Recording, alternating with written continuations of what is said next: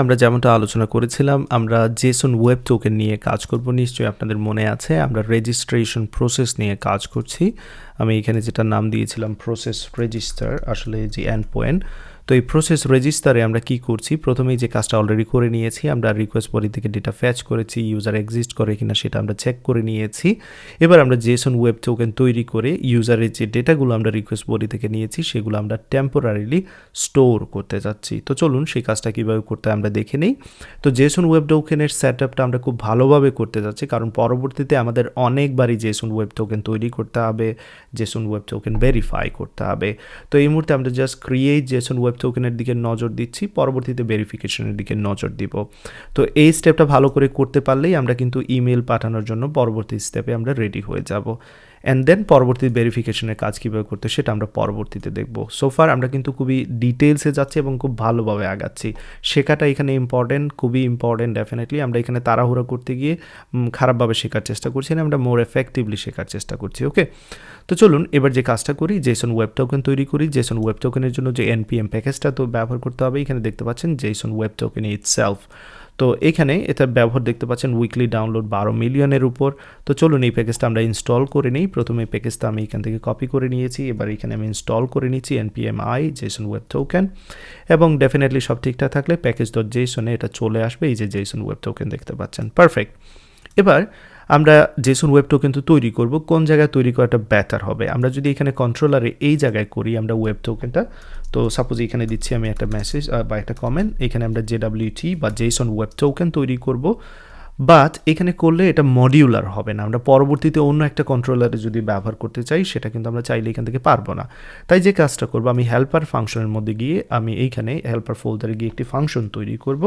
এখানে আমি দিয়ে দিচ্ছি JSON ওয়েব টোকেন, এরকম কিছু একটা নাম দিয়ে দিচ্ছি, বা চাইলে এখানে আমি JWTও ফাইলের নাম দিতে পারি। তো আমি সেম নাম দিতে চাচ্ছি না, আমি এখানে ধরা যাক নাম দিচ্ছি ফাইলের JSON ওয়েব টোকেন, পুরোটাই নাম দিয়ে দিচ্ছি JSON ওয়েব টোকেন .js। ওকে, ফাইন।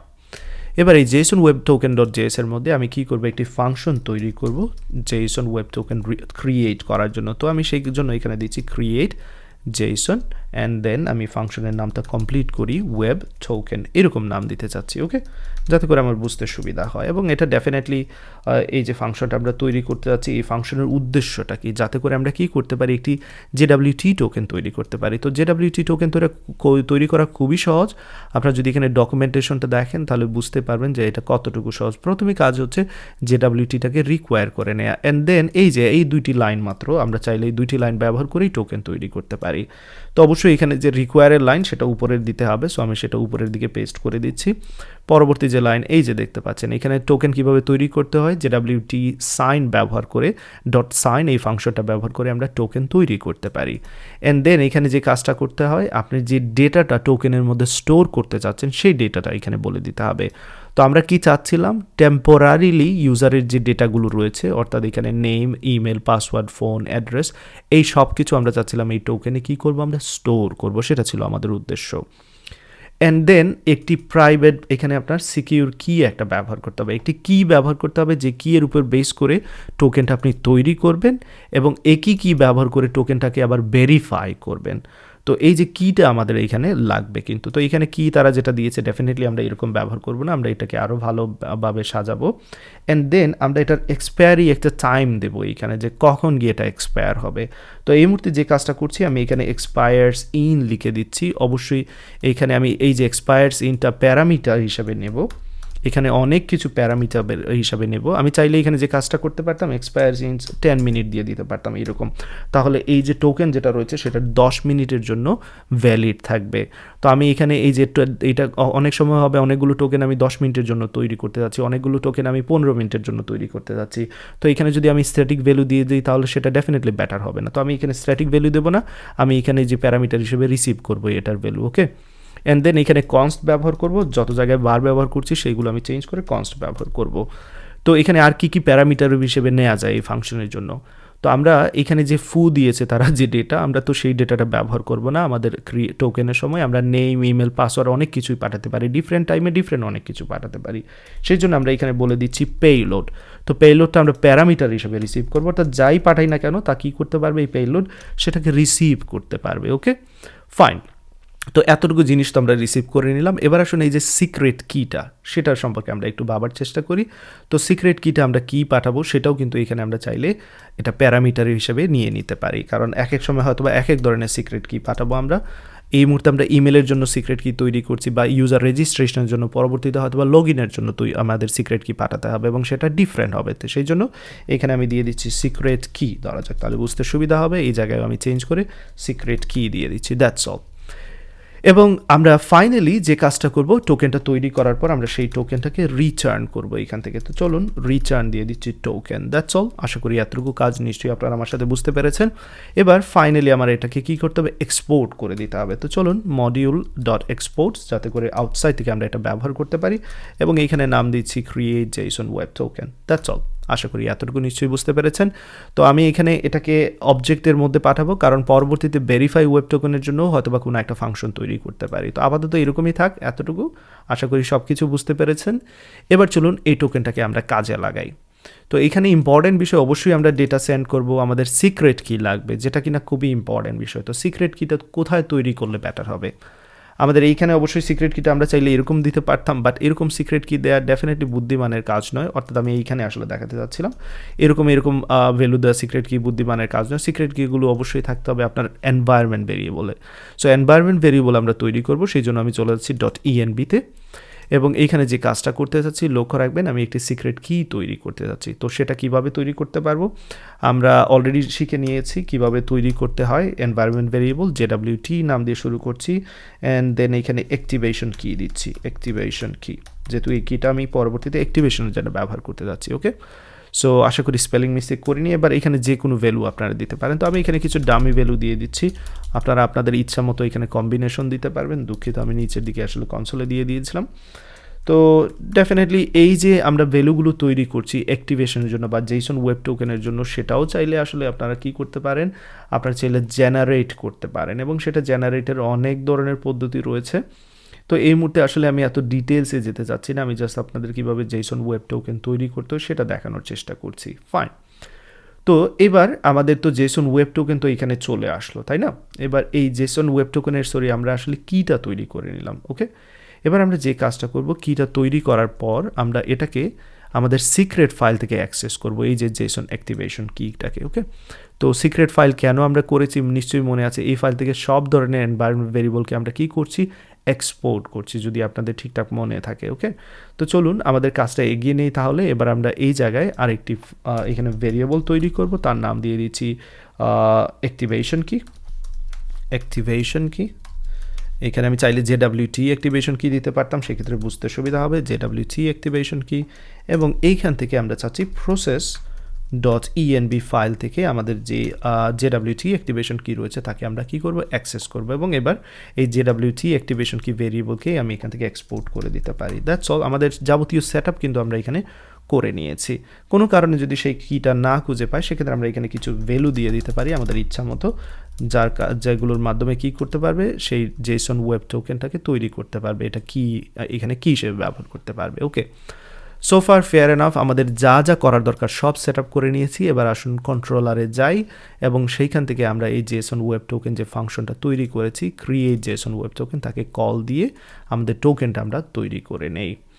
তো সেটা আমরা কিভাবে করব, আমাদের সিম্পল কাজ, আমরা এখানে চাইলে একটা আবারও ভেরিয়েবল নিয়ে নিতে পারি কনস্ট টোকেন, এবং আমরা এখানে JWT সাইন, আসলে এগুলো করার দরকার নেই। আমরা যদি ফাংশনটাকে কল দিই কী কী পাঠাতে হবে সেটা আপনার বুঝতে হবে, কারণ আমরা কিন্তু ফাংশনটাকে তৈরি করেছি যেটা মডিউলার ফাংশন, এটা তিনটা জিনিস রিসিভ করবে, পেইলোড, সিক্রেট কি, এক্সপায়ার্স ইনস, তিনটা জিনিস। তো চলুন সেই কাজটা করি। আমরা এখানে জেসন ওয়েব টোকেনকে কল দিচ্ছি, তিনটা জিনিস এটা রিসিভ করতে পারবে। প্রথমে পেইলোড, অর্থাৎ কী কী ডেটা আপনি পাঠাতে যাচ্ছেন, তার মধ্যে কী কী স্টোর করতে যাচ্ছেন। তো নিশ্চয়ই আপনাদের মনে আছে আমি নেম, ইমেল, ফোন, অ্যাড্রেস এই সব কিছুই চাচ্ছি। তো চলুন এই সব কিছুই আমি এখানের মধ্যে রেখে দিই, দ্যাটস অল। অ্যান্ড দেন আর কী কী চাচ্ছি, এটা তো হচ্ছে প্রথম যে ডেটা কী কী রাখবো, সো পেইলোড তো দিয়ে দিলাম।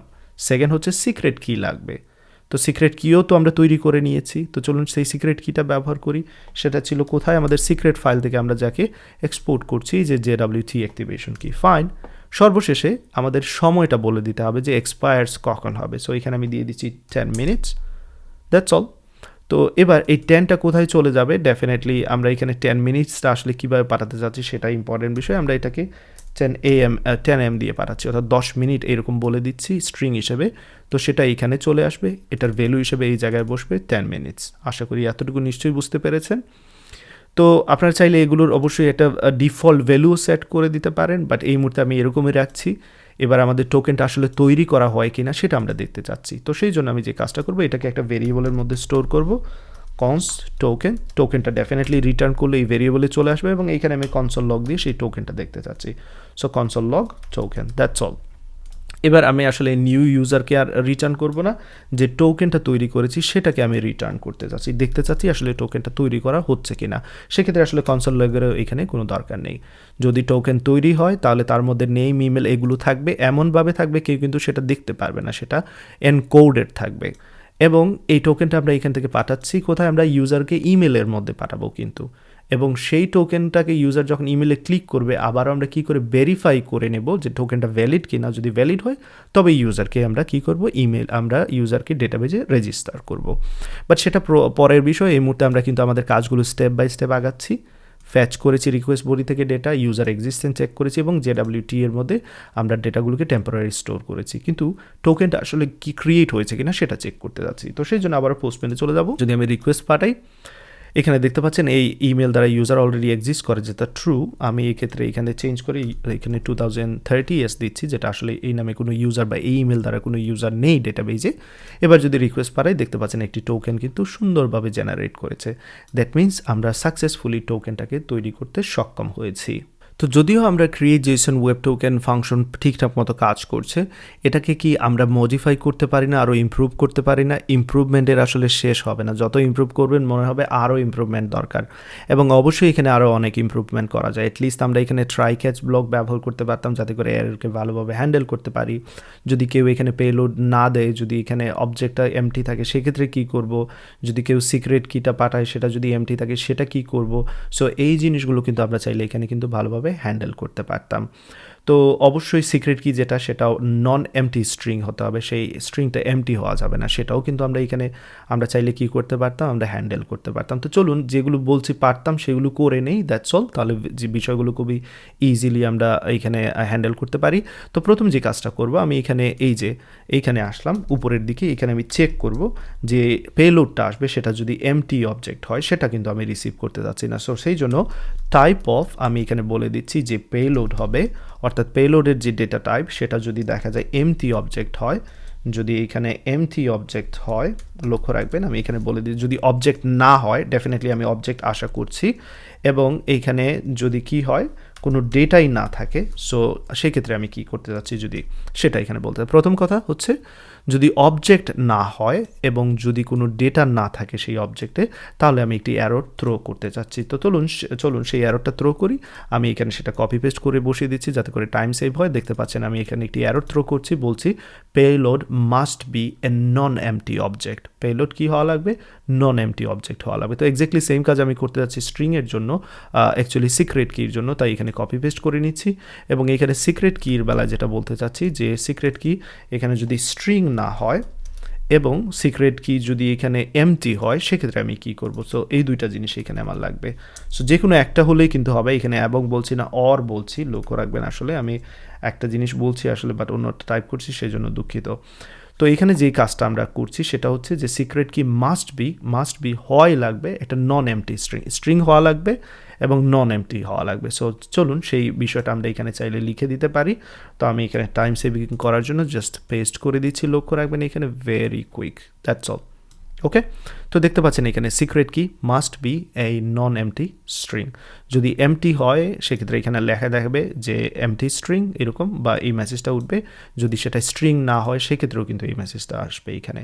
সো দুইটা কাজ তো আমরা ভালোভাবে হ্যান্ডেল করে নিলাম। এবার চলুন এই জায়গায় যদি কোনো কারণে এরর আসে সেটাকে আমরা হ্যান্ডেল করে নিই। এটাই হচ্ছে আমাদের সর্বশেষ কাজ এখানে। সো ট্রাই ক্যাচ, এই জায়গায় আমি এটাকে পেস্ট করে দিলাম। সো ঠিকঠাক থাকলে টোকেন তো এখান থেকে জেনারেট হবেই, বা যদি এরর ধরা পড়ে সেক্ষেত্রে সেই এররটা কিন্তু আমার থ্রো করতে হবে। তো সেই জন্য আমি এখানে এই কাজটা করছি। লক্ষ্য রাখবেন console.error-এর মাধ্যমে fail to sign in JWT, JWT create করাতে আমরা কি অসক্ষম হয়েছি সেটা এখানে বলতে চাচ্ছি, এবং এইখানে সেটাকে আমরা সেই এররটাকে থ্রো করছি। That's all. সো অনেকখানি কাজ করেছি এবং এটা অনেক এফিশিয়েন্টলি কাজ করেছে। আপনারা প্রথমটা যেটা দেখেছিলেন জাস্ট এতটুকু কোড যেটা ছিল সেটাও এনাফ ছিল, বাট এবার এটাকে অনেক ভালোভাবে আমরা অনেক কিছু এখানে হ্যান্ডেল করছি। কেউ যদি পেলোড হিসেবে এখানে এমটি অবজেক্ট দেয়, অর্থাৎ ডেটা যদি কোনো কিছু নাই দেয় সেক্ষেত্রে সাথে সাথে এরর দেখাবে, এখান থেকে থ্রো হবে। কেউ যদি স্ট্রিং না দেয় সিক্রেট কিটার সাথে সাথে এখান থেকে এরর থ্রো হবে। কেউ যদি এমটি স্ট্রিং দেয় সিক্রেট কি হিসেবে সাথে সাথে এরর থ্রো হবে। আর যদি এই দুইটা জিনিস ফিল্টারিং পাস করে যায় সেক্ষেত্রে আমরা কি করছি, টোকেন তৈরি করে সেই টোকেনটাকে রিটার্ন করছি। ওকে, দ্যাটস অল। টোকেন তৈরি করার সময় যদি আবার কোনো এরর ধরা পড়ে সেটাকেও আমরা হ্যান্ডেল করছি ভালোভাবে। ডেফিনেটলি আমরা এরর ফিল্টারিংয়ের জন্য যে ব্যবস্থা করেছি সেটা আমরা চাইলে চেক করতে পারি। সেই জন্য আমি ইউজার কন্ট্রোলারে চলে গেলাম। প্রথমে যদি আমি কোনো পেলোড না দিই সেক্ষেত্রে কী হয় সেটা আমি আপনাদের দেখাতে যাচ্ছি। ডেফিনেটলি সাথে সাথে এরর আমরা এইখান থেকে থ্রো করব, কারণ আমরা বলেছি এমটি যদি পেলোড থাকে সেটাকে কিন্তু সে হ্যান্ডেল করতে পারবে, অথবা যদি কোনো পেলোড না থাকে সেটাকে কিন্তু এইখানে সে হ্যান্ডেল করতে পারবে। তো চলুন সেটা আমরা টেস্ট করে নিই। আমরা একজন ইউজারকে রেজিস্টার করতে যাচ্ছি, বাট লক্ষ্য রাখবেন জেসন ওয়েব টোকেন তৈরি করার সময় কিন্তু আমি পেলোড দেইনি, এবং সাথে সাথে এইটা এখানে দেখাচ্ছে payload must B A non MT object. তো চলুন এবার পেলোডটা আবার আমরা ফিরিয়ে নিয়ে আসি। এখান থেকে পেলোড যেটা ছিল সেটা ফিরিয়ে নিয়ে এসেছি, এবং জেসন ওয়েব টোকেনের কিটা যদি আমরা এখানে এমটি স্ট্রিং দিই সেক্ষেত্রে কি হয়, সেক্ষেত্রে কি করা উচিত।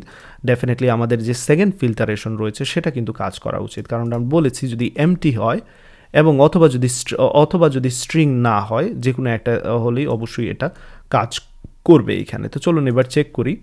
সেন্ড করছি এবং এখানে বলছে সিক্রেট কি must B A non MT string. তাহলে আশা করি এখান থেকে বুঝতে পেরেছেন যে এটা কীভাবে আমাদের সাহায্য করছে।